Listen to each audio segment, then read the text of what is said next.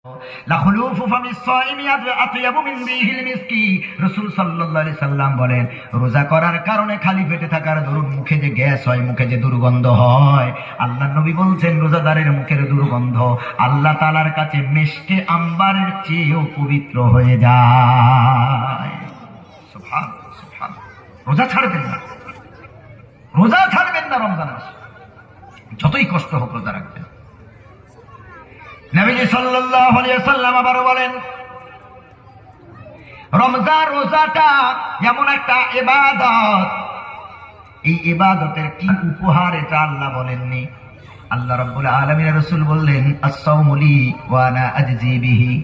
নবীজি বললেন, শোনো, আল্লাহ বলেছেন রোজা হলো আমার আর আমার বান্দার ব্যাপার, এই রোজার কি উপহার দেব এটা আমি আল্লাহ আমার কাছেই রেখেছি।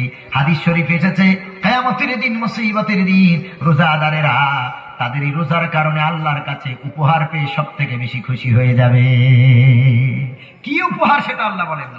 নামাজ পড়লে এই উপহার, সাদকা দিলে এই উপহার, এসব তো আছে, কিন্তু রোজা করলে কি উপহার? গুনাহ তো মাফ করবে, বহু ইবাদতের ব্যাপারে গুনাহ মাফের কথা আছে, ওটা তো আছেই সার্বিক ভাবে, কিন্তু রোজা রাখলে আল্লাহ নিজের তরফ থেকে আমাদের স্পেশাল একটা উপহার, সেটা কি আল্লাহ তার নবীকেও বলেন, নিজরে বলেন সুবহানাল্লাহ। ওটা আমার আর আমার বান্দার ব্যাপার, বান্দা আমার জন্য কষ্ট করেছে, আমি কি দেবো ওটা জান্নাতে দেবো। সুবহানাল্লাহ, আল্লাহই ভালো জানেন আল্লাহ কি দেবেন আমাদেরকে। সুবহানাল্লাহ।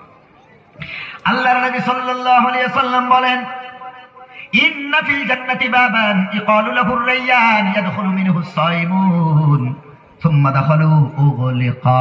আল্লাহর নবী সাল্লাল্লাহু আলাইহি ওয়াসাল্লাম বলেন, জান্নাতে এমন একটা দরজা আছে, যেই দরজার নাম হলো রায়্যান। কি নাম বলেন? কি নাম বলেন? রায়্যান।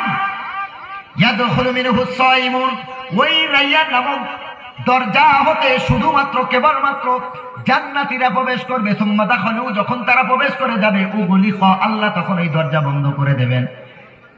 ওই কিয়ামতের দিন কোটি কোটি মানুষ দাঁড়িয়ে থাকবে, আল্লাহর জান্নাতের দরজা বলবে, আইনা সাইমুন, কোথায় আছো রোজাদার, আসো আসো আসো, ও রোজাদারেরা আসো। স্পেশাল রোজাদারের জন্য আল্লাহ স্পেশাল করে আলাদা একটা গেট বানিয়ে দেবেন। জোরে বলেন সুবহানাল্লাহ। শুধু রোজাদাররা যাবে। রোজাদারেরা যখন ওই গেট থেকে ঢুকে যাবে, আল্লাহ নবী বলছেন উগলিকা, তখন গেটটা কি করা হবে? বন্ধ করে দেওয়া হবে। রোজাদার ছাড়া ওই গেট দিয়ে প্রবেশ করার অধিকার আর কারো থাকবে না। সুবহানাল্লাহ পড়ে। কত সম্মান রোজাদারদের আল্লাহ রাসূল দিয়েছেন, আল্লাহ তাআলা দিয়েছেন। আল্লাহ রাব্বুল আলামিনের হাবিব বলেন, রমজান মাসের যেদিন চাঁদ উদিত হয়, আল্লাহ রাব্বুল আলামিন ওই